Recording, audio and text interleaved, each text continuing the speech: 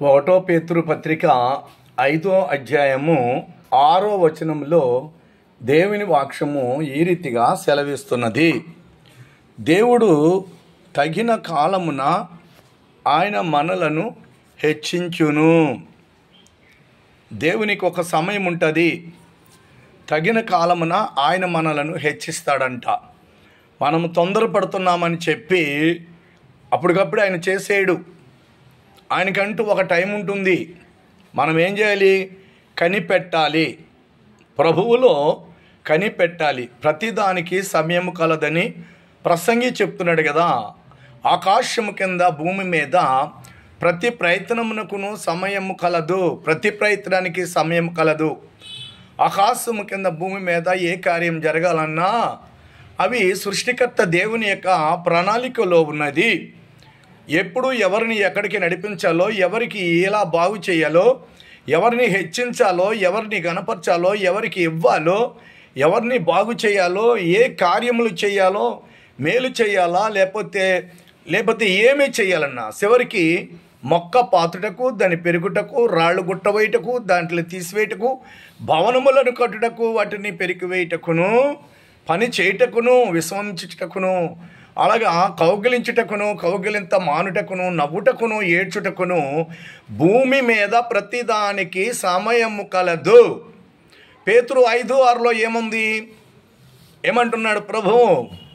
ఆయన చేతి కింద మనం దీన మనసు గలవారమై ఆయన ఎప్పుడు మనల్ని హెచ్చిస్తాడో తగిన సమయమున ఆయన మనలను హెచ్చిస్తానంటున్నాడు. తగిన సమయమున దేవుడు మనల్ని హెచ్చిస్తాడు. ఆయనే మన కార్యాలన్నీ నెరవేర్చగలవాడు. ఆయన కొరకు మనం ఎదురు చూసి కనిపెట్టువారిగా ఉండాలి. దేవుని కొరకు మనం నిరీక్షణ కలిగి ఉండాలి. దేవుని కార్యాలు మన బ్రతుకులో జరగాలి అంటే నిరీక్షణ కలిగి ఉండాలి, విశ్వాసం కలిగి ఉండాలి. తప్పనిసరిగా దేవుడు కార్యం చేస్తాడు. మొరపెట్టు వారికి ఆయన జవాబిస్తాడు. కానీ దేవునికి టైం ఉంది. ఆ టైం ప్రకారంగానే సమయము కూడుకు రావాలి. ఆ సమయమున నేను హెచ్చించినా, నీ బ్రతుకు కట్టినా, లేకపోతే నీకు జాబు ఇవ్వాలన్నా, నీ ప్రయత్నములకు సఫలము కలగాలంటే ఆయన సమయము కొరకును ఎదురు చూడవలసిన అవసరత ఉంది. ప్రతి మనిషి కూడా దేవుని సమయం కొరకు మీరు ఎదురు చూడాలి.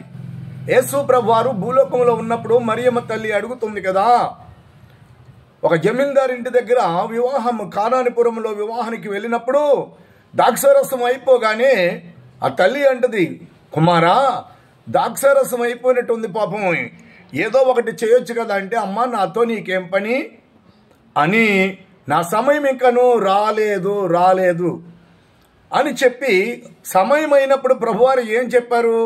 శిష్యులతో బాణలను నీటితో నింపండి. ఆయన సమయము కాకుండా ఏ పని చేయలేదు. దేవునికి సమయం ఉంది. ఆ సమయము కోసము మనము ఎదురు చూడాలి. ఆయన చేస్తాడు అన్న ఆశ మనకు ఉండాలి. ఆయన వలన మన కార్యం నెరవేరుతుందని విశ్వాసము గురి కలిగి ఉండాలి. అందుకనే తెలుసుకోండి, నిన్న చేయలేదు, మొన్న చేయలేదు, అప్పుడు చేయలేదు, ఇప్పుడు చేయలేదని దేవుని మీద సనుగుతూ ఉంటాము. కాబట్టి దేవుడు తగిన సమయమున మనల్ని హెచ్చించినట్లు ఆయన చేతి కింద మనము దీన మనసు గలవారమై ఉండాలి. ఆమేన్.